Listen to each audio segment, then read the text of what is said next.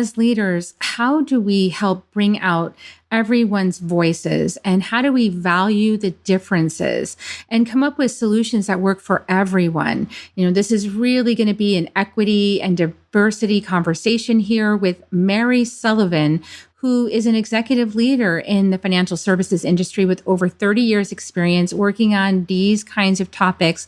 And she's also the host of the Sweet but Fearless podcast, because we can be sweet even as we're fearless leaders. Join us to find out more. Soul Nectar Show, the Soul Nectar Show. You're invited, delighted to discover who you are. Anything is possible if you believe. So join us on this beautiful journey. Soul Nectar Show, Soul Nectar Show. Well, hello and welcome everyone to another episode of Soul Nectar Show, that show where we talk about all things essence, where we gather around the campfire together and we share our stories of connection to that which is greater than us, the big mystery beyond the veil, to those synchronistic moments that lead us inexorably towards a deeper understanding of ourselves and others. I'm your host, Carrie Hummingbird, and I love having these conversations week after week and talking with industry experts and bringing in our own earned wisdom through life experience. And today is no different than that. Really on my heart today is talking about how we as women can really honor the wisdom that we have in our bones, in our life experience. And we may not have like a report with reams of data to prove it, but we know what we know, like we know, and we can tap into that knowing, and we can be in support to what? To bring out the best in others and to shift the paradigm from this cookie cutter, like there's only one way to be the right way and you got to fit into this mold, to no, there's like a spectrum of different ways to be. And we can value the differences and we can appreciate that. And we can be that voice that says, hey, this person has something to say that's valuable, and support that. So we're going to have a great conversation today with the host of the Sweet but Fearless podcast, Mary Sullivan. Welcome to the show, Mary. Thank you, Carrie. And thank you to all the Soul Nectar audience. Thank you for having me. Yeah, I'm so glad you're here. I had an interview on the Sweet but Fearless podcast with Mary, and I really enjoyed her company. So I invited her to come over here and have a conversation too. Mary is an executive leader in the financial services industry with over 30 years of experience.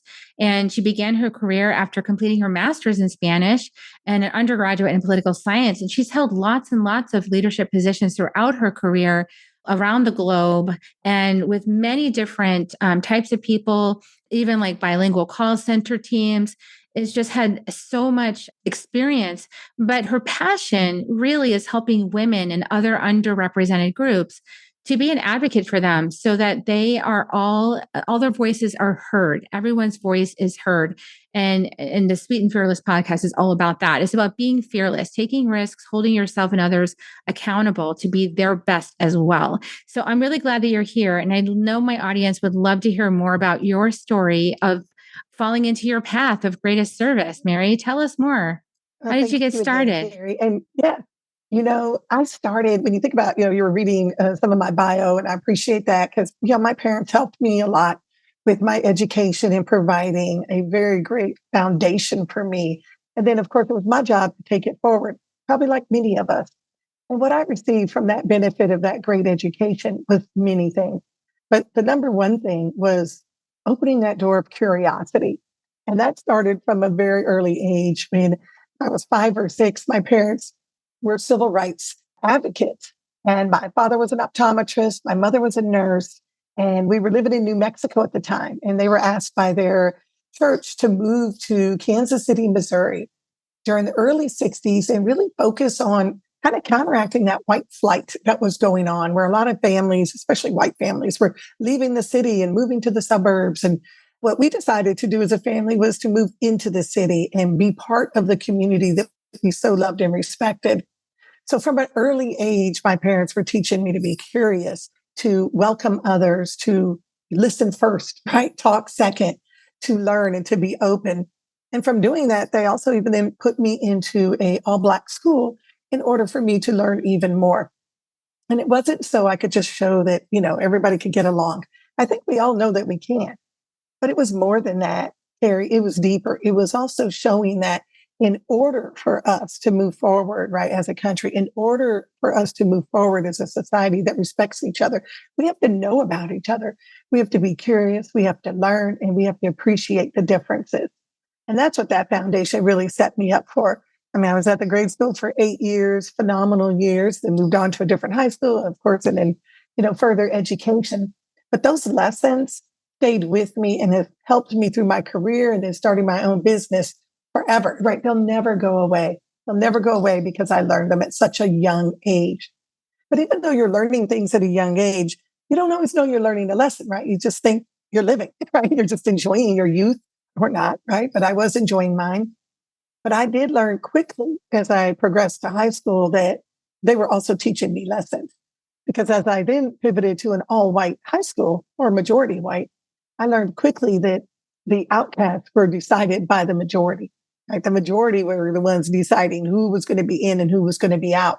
And if you were on the minority side, then you were left out if you didn't have someone advocating for you and lifting up your voice. That continued on even to my career in the financial services, being usually the only woman at the table. You learned quickly that if you didn't have someone advocating for you, then your voice was not heard as much.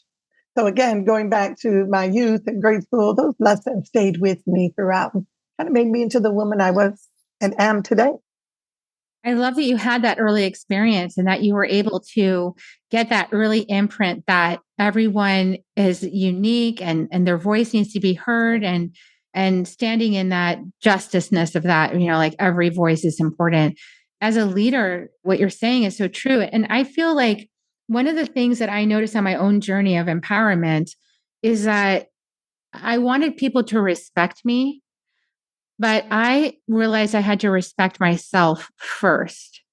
And isn't that a big part of the journey too? Like if we're not being heard around the board table, if we're not being heard in the team meeting, if we're not being heard in our friendship circle or wherever we're at, there's like a part of that that's an inside job beyond having the advocate, right?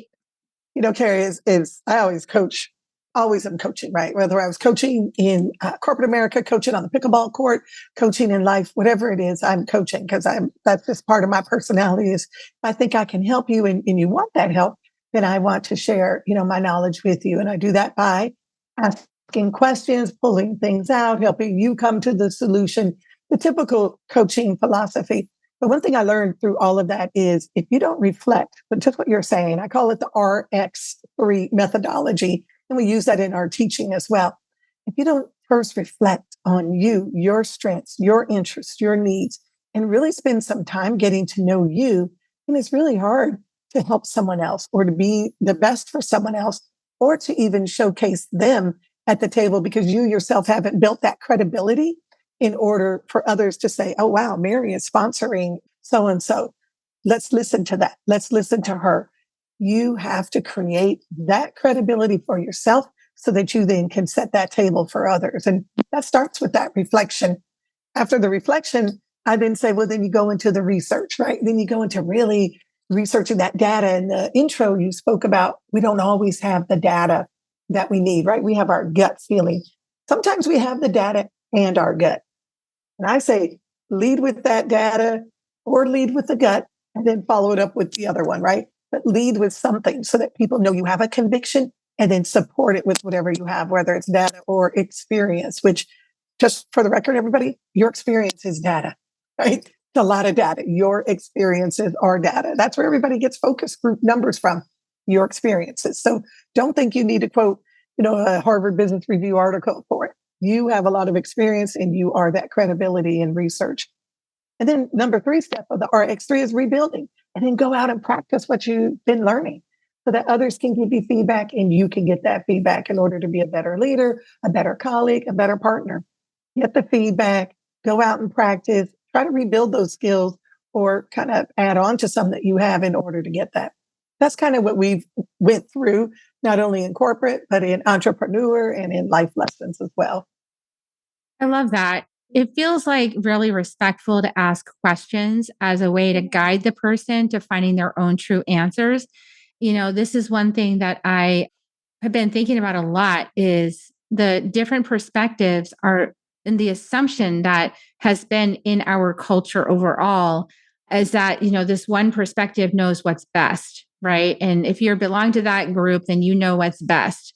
And in my journey, it has been a deconstruction of that, because I've realized even early on in my own experience, I had a boyfriend who was African American, and when I was in beginning of high school, and I found out real fast that racism was alive. I didn't know that it was until that happened. And I was like, "Whoa, look at this!" Until you tested it, right? Until you Yeah. tested it and put it out there. I Yep. poked the bear and I found out. I was like, "Whoa, there's like a lot of racism going on in this town." And oh my goodness, I started listening to this boy's perspective. And I say boy as a young man. He was like 14.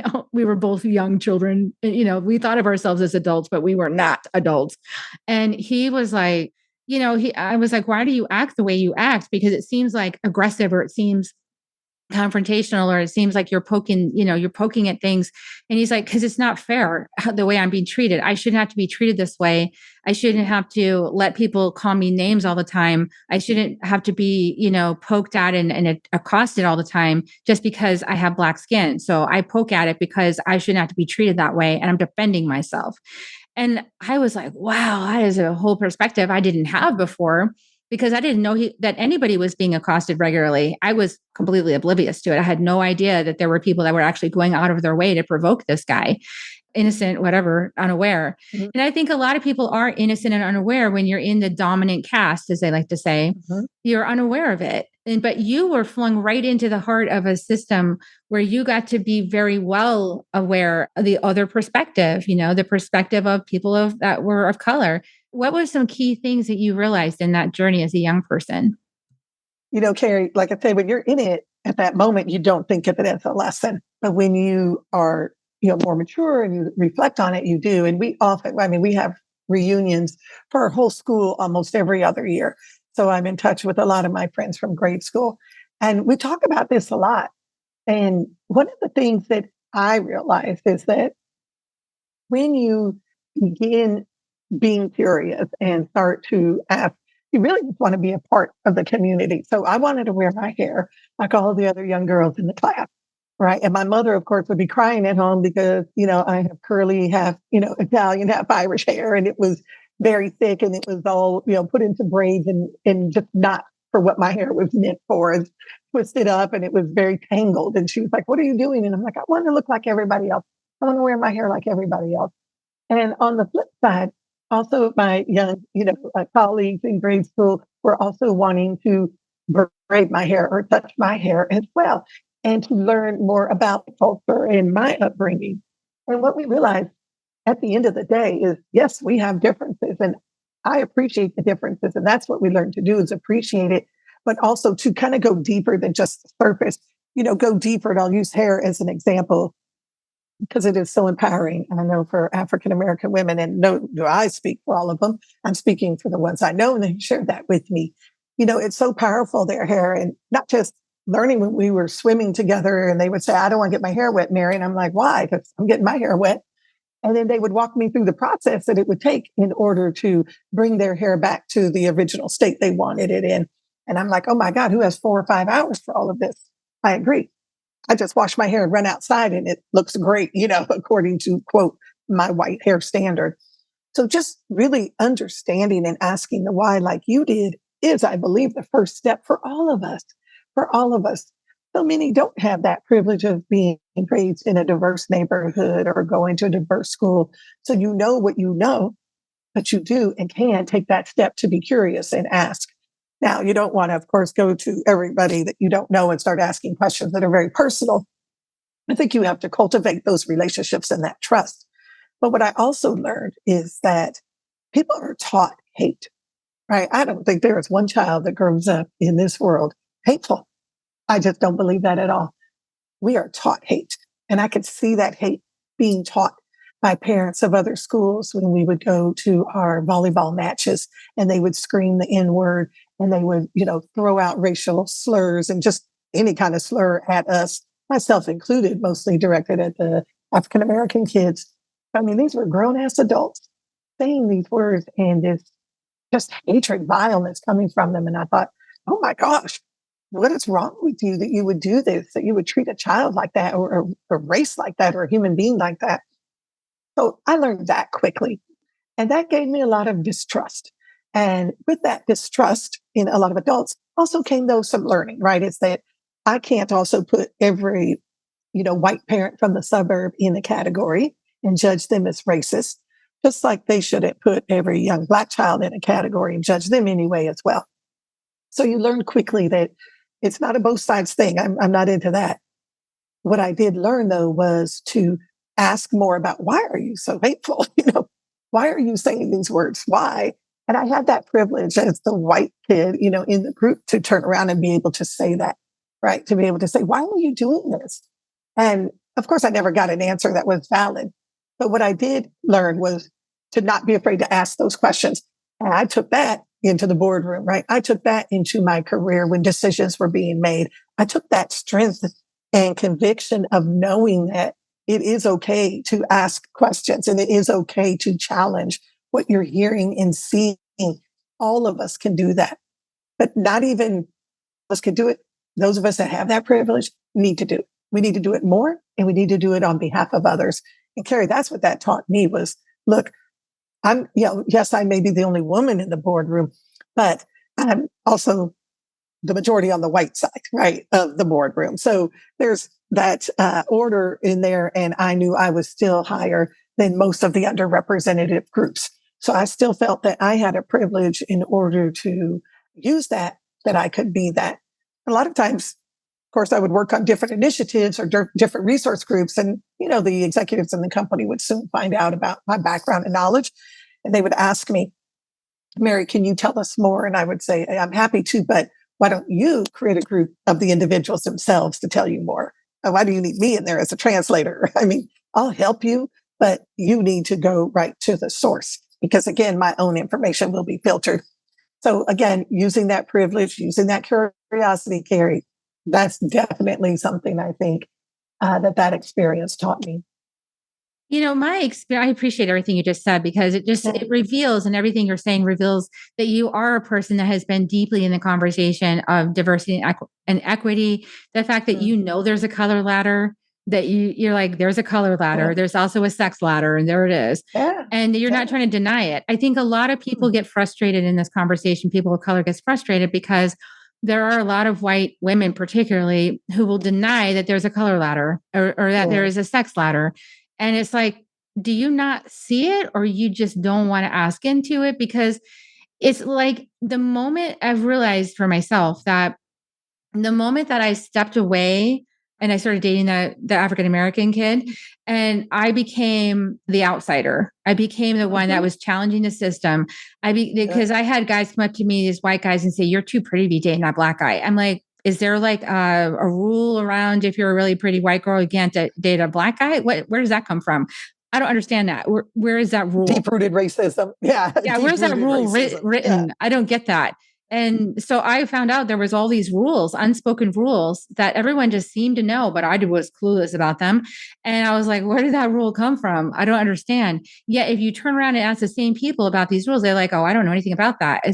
Yes, actually you do. Because if you had to say what the rules were, you could probably say what they were, right? So it's just like, you just know it. And so how can we change it if people won't get in the spot of actually admitting it's there? How do we do that? Well, there's many ways that you challenge yourself, right? I mean, there's many ways. I am a huge fan of saying, look, there is that machine out there called the Google machine, right? And people can Google information to educate themselves. There's a lot of information we could do to become and learn more about another culture or race or gender or anything. We can find that and do a lot of research. And that's, again, I go back to the reflect on what you want to know, research it, and then rebuild your own skills. That goes for many things. And it goes for learning about another culture, learning about your biases. There's many great books about bias out there, unconscious bias as well.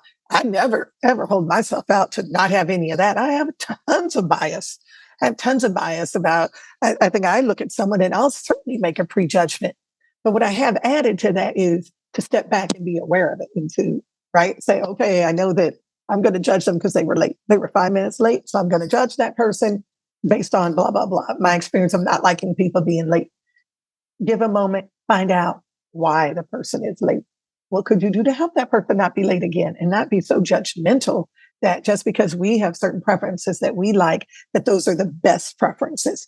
That's the first thing I think we can do, is to reflect on that and research and learn more about. I know when I was at the Vanguard Financial Group, a lot of information, we were trying to bring in different resource groups to help with diversity, equity, and inclusion and belonging. And I was leading a lot of efforts on that. And one gentleman said to me, well, what about the white male? What's our day? And I was like, well, you kind of mean the other 360 days of the year? Is that what you're asking me? But yes, I said that too. But then I said, look, I get it. You're feeling a little bit, put out. You're feeling all of these things. So I'm going to give you some space to tell me how you're feeling and to tell me whether I agree with it or not, whether I think you're just exaggerating. Who cares? Give them the space to talk. Give them the space to share their feelings.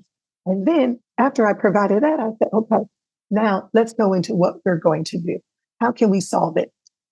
Asking them for solutions, right? The typical coaching methodology, asking the individual for solutions, guiding them, but asking them for input, giving a lot of what if scenarios. Well, what if you did that? How do you think so and so will feel? How do you think other groups will feel? If you did this, how do you think the outcome could be? And then getting them to come to that conclusion. So I think a lot of times, if you give people the space to express how they're feeling, whether you agree with it or not, and then help them research and rebuild on what the better behavior could be to be more inclusive, I think that can help bring people along. So that's what I would say for anything, whether I'm learning a language, whether I'm learning a new sport or a new skill, is to be curious, but also do some research and acknowledge, like you said in the beginning, your own reflection on who you are and what you want, your interests, and then start that rebuilding process. And don't put it all on the other person to do that for you. Do your own research yourself. And then I think if you come to the table, Carrie, with saying, hey, I've been reading X book. I was reading the one by Anita Hill, and Believing by Anita Hill. And because I was reliving that time when I was watching those first Congress hearings, with Anita Hill and Clarence Thomas.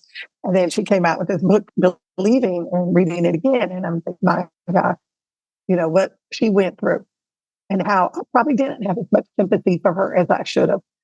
I believed her, but I didn't have sympathy for her. And I think, again, what we can do as women of privilege, men of privilege, whatever, a person of privilege, is to read, learn, and be able to also change our mind. Yeah, and educate ourselves, which That's means right. dedicating Educate some of your yourself. time to reading these resources, like Cast by Isabel Wilkerson. It's an That's a excellent great book. book. Great It book. is Yes. well researched. She has substantiated all of her points she's making. Right. It's an excellent resource, and there's resources like that you can pick up and read or listen on Audible, and they are triggering. Let's just say they're triggering. Yeah, that's right. Oh yeah.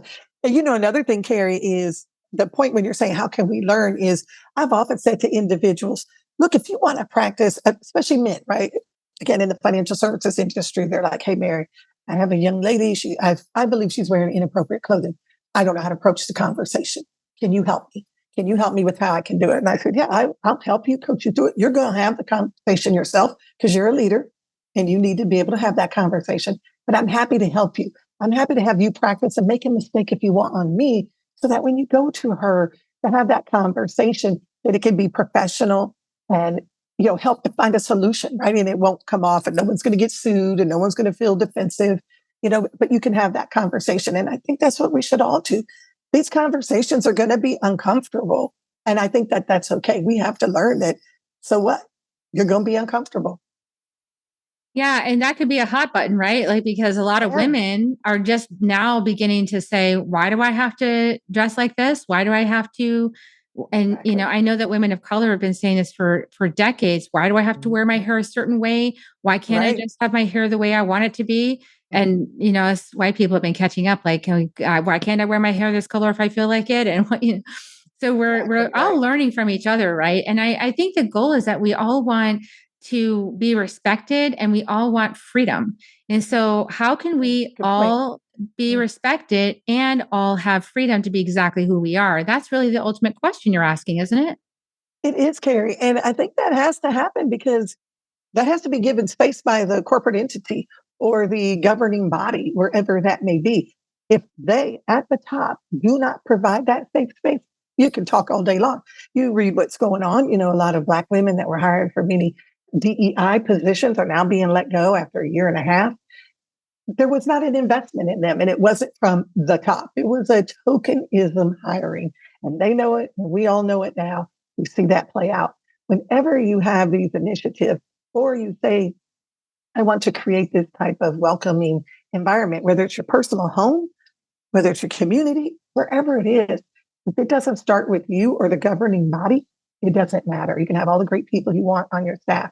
It has to start with that leadership. And I think that's where we have to come and play, whether if we're employing people, if we're leading initiatives, it has to be seen from us. And I think that's where that can start. Start with the top. And then, yes, have the experts come in, but give them that authority in order to make decisions that can make us uncomfortable. But you have to give them the authority and back them up. Yeah. And I think it's really tempting if you're a person in this work to begin with, or in women's rights, or in the rights of people of color, or other groups.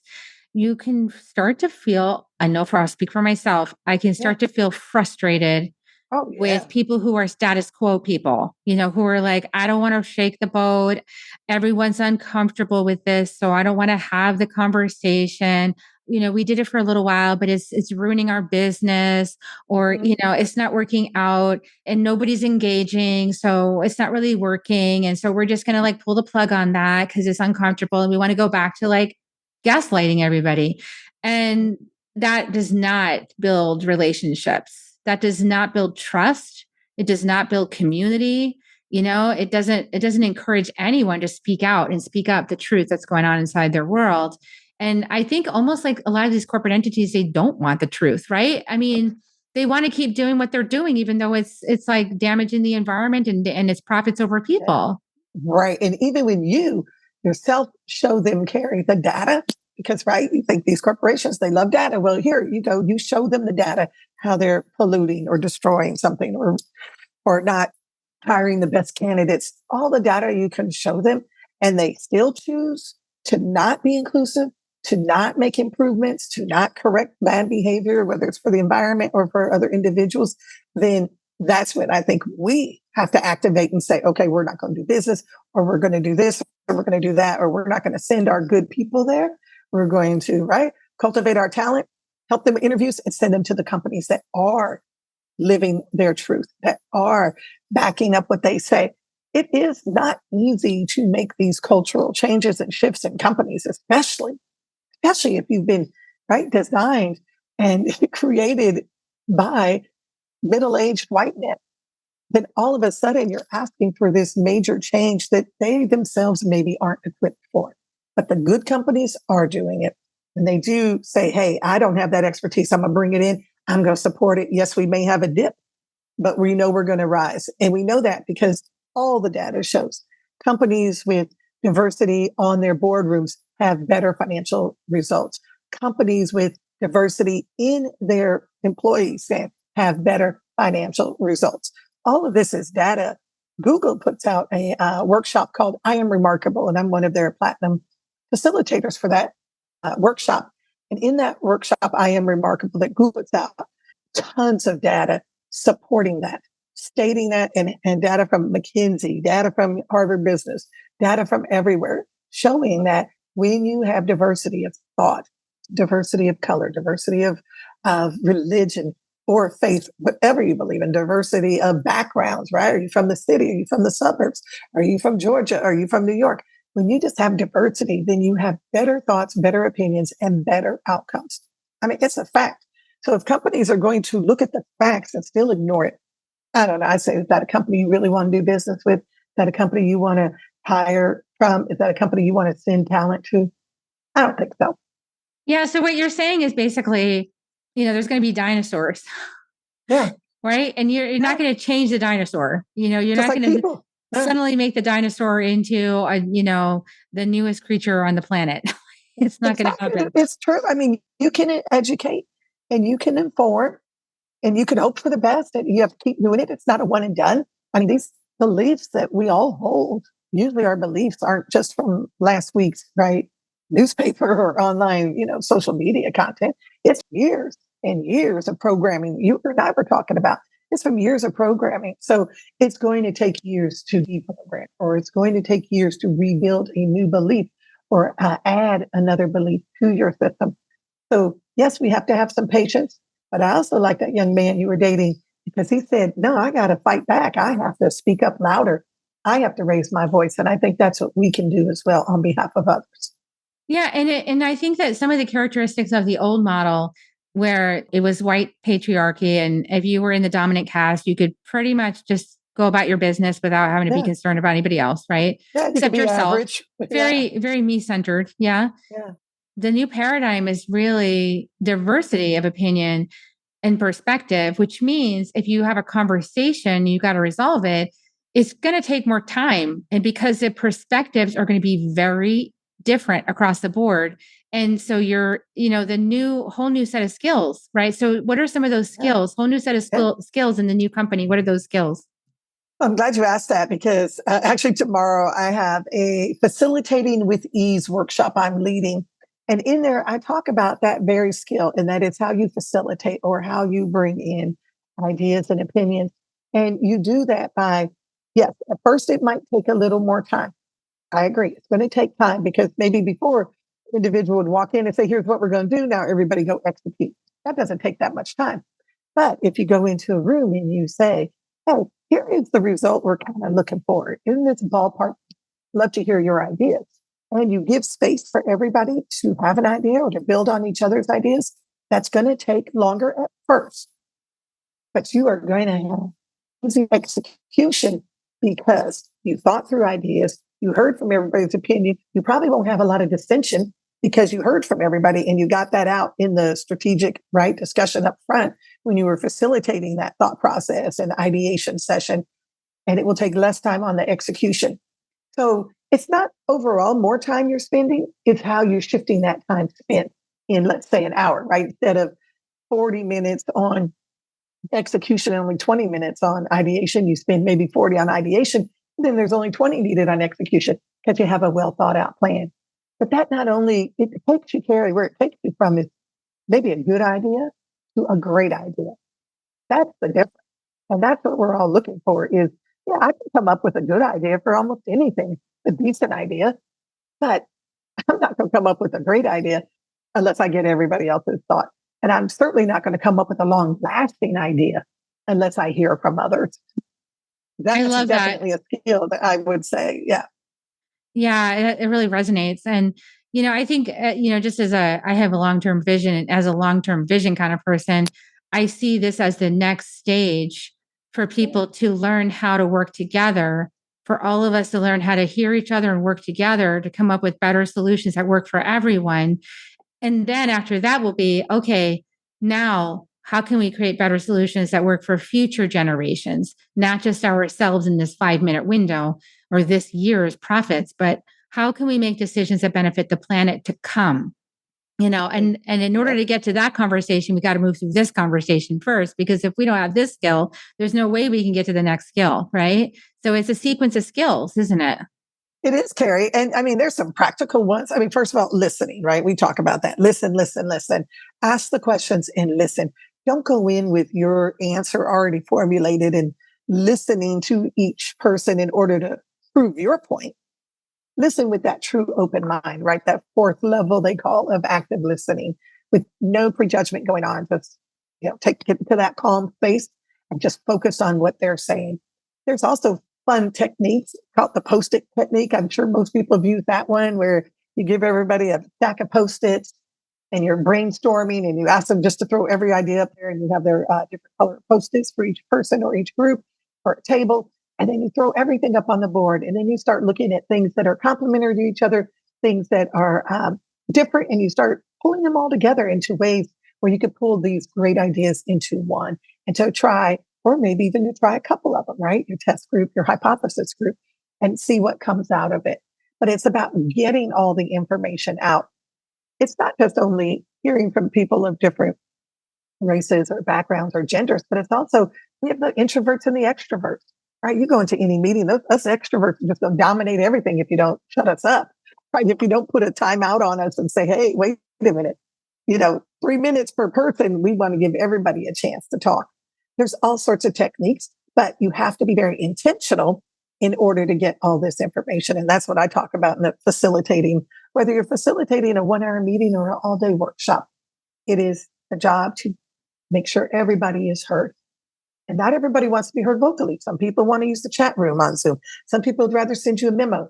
I don't care. Just communicate with me and share with me what you're thinking. Because I believe if you've hired a person, if you promoted an individual, if you put them on a team for your entrepreneurial role, there's a reason. And the reason is you probably thought they had something to add of value. So why not take the time to listen to it? Yeah, I love that. It resonates for me. I talk a lot about the talking stick share from Yes, yes. Indigenous practices because I think that is so powerful, that these Indigenous communities around the world, I know in the United States for sure, had the talking stick. So everybody gets past the talking stick and then they get to share their perspective. And while someone's sharing, you're listening. And then when it's your turn, you share and everybody else listens. And then somehow mysteriously, they all come to a conclusion at the end. And I guess that's different by community, but it just feels like at least everyone's been heard and their perspective is incorporated somehow. And, we'll probably find out that our perspectives fit together in some kind of Venn diagram, like there's some Yeah. common center that we can all agree with if we all got a chance to voice it and come together. Exactly right. And leave our biases at the door. And the only way you can do that is to be aware of them. And that's self-reflection. If you don't even know what your biases are, you don't see them coming, right? You don't see them and that you can't stop them if you aren't aware of them. Or now you put that responsibility on someone else to tell you.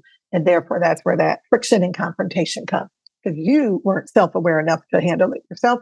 You put that on someone else to tell you. And then now there's that, friction. So I say if each of us takes the time to really understand our biases, then that way we see them happening, right? We can see them coming. We can hear ourselves in the words we choose. And then we're like, oh, okay, I better take that back a step. I'm starting to bring that forward that I know I shouldn't. Or, hey, maybe let me take a step back. I think I've been talking 80% of the time instead of listening. And I need to flip that, right? I'm in a coaching session. I should be talking less and listening more. But if you don't even know what those biases are, how do you stop them, right? And you got to be willing for people to let you know when you're in one of those biases, right? I mean, Yeah, that's that's right. that's part of deconditioning this system that we've all been in. And I know that one thing I think I do want to contribute here is that a lot of the people of color that I've worked with on this conversation of diversity and inclusion have said, listen, we've all been conditioned by the same system. Doesn't matter what skin you're in. So we're all deconditioning ourselves. Yep. So let's see ourselves as on the same team, deconditioning ourselves from the paradigm, instead of like That's opposing right. forces or it's someone's fault. It's like, no, we've all been conditioned by the same thing. So let's just wake up and be on the same team and decondition it. I love it. That's exactly right. I say that during COVID. I said, well, we're all going through COVID together. We have different boats, but we're all in the same storm. So, let's just understand that and know that why can't we help find a solution for all of us? I love your analogy so much better, Carrie. Yeah. And there's also, there's so much to this conversation, but a lot of it has to also do with being willing to be wrong, being willing Yeah. to be surprised at how wonderful it can be when you have a group consensus or a group.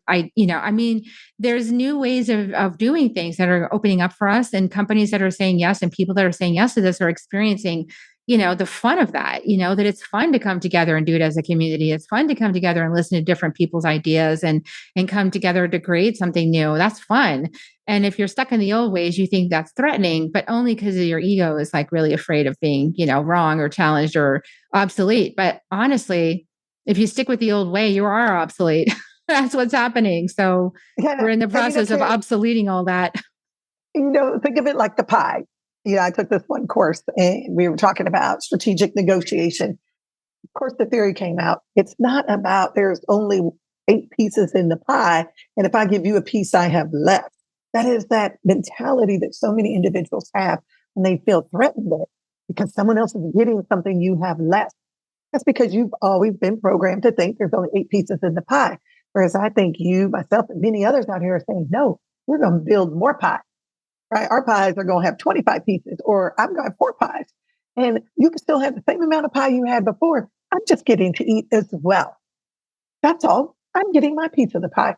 And that's all I think individuals are asking is not to give me yours as much as saying, just give me something that's out there. There is this, there's no limit on our beautiful resources. Well, there are on our country resources. I totally agree on our environmental resources, but there's no limit on the resources you and I have to give of our time, our treasure, and our talent to others. And we're saying to just let everybody have access to that.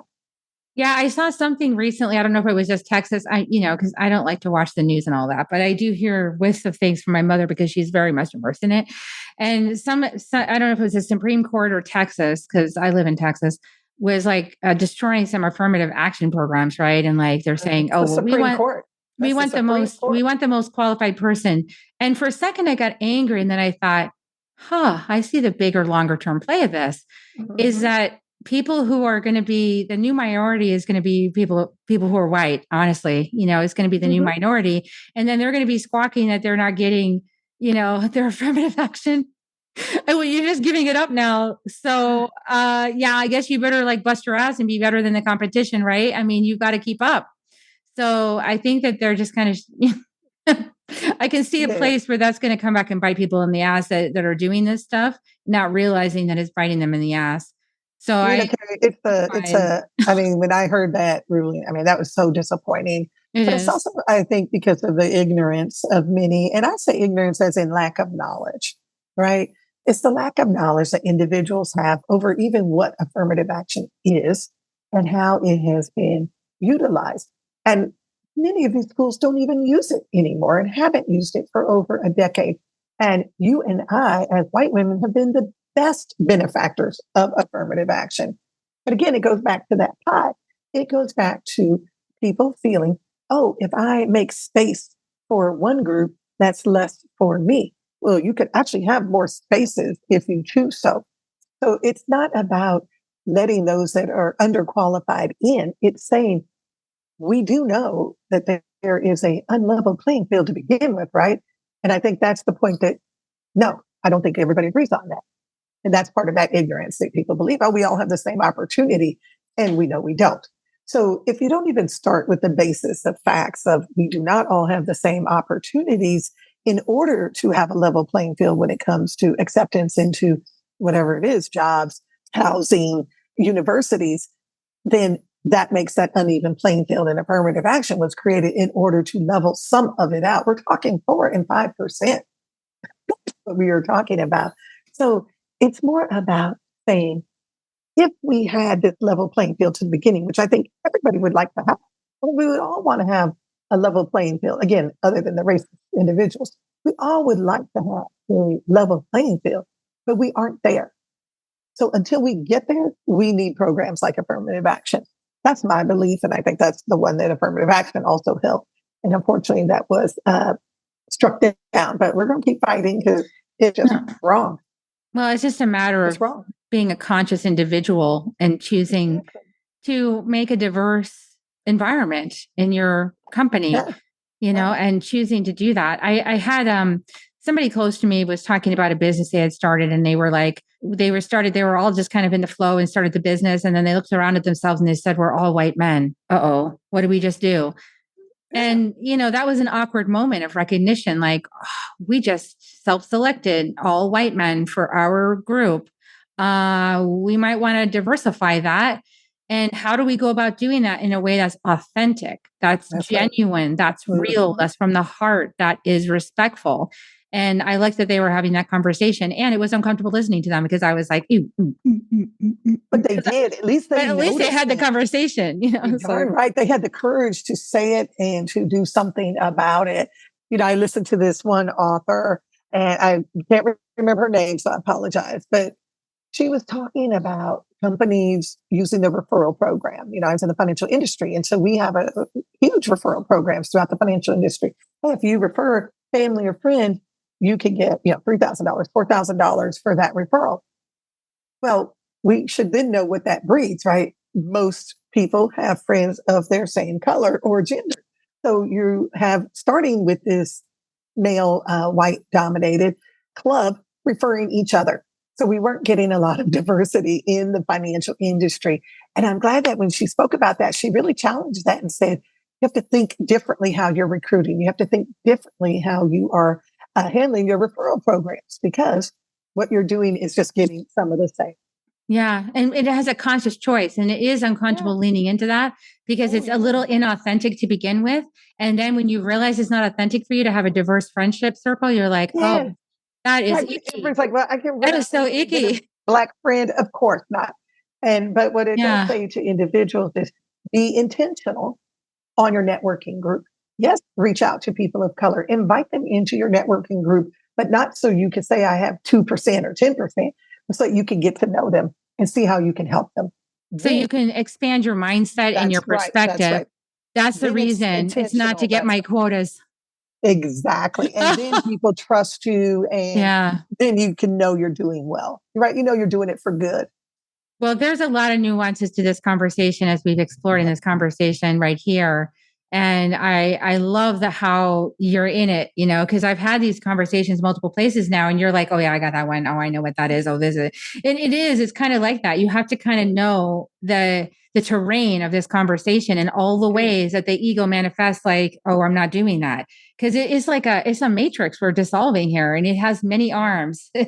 So yeah, thank you for doing the work that you're doing on that. I really honor you for committing yourself to that work and all the work that you do to uplift women and uplift people who haven't had their voices heard as often as they should be or as loudly as they should. And so thank you for doing what you're doing. Is there anything that you'd like to direct people to for just to get to know you better besides your podcast? Sure. Obviously your podcast. Yeah.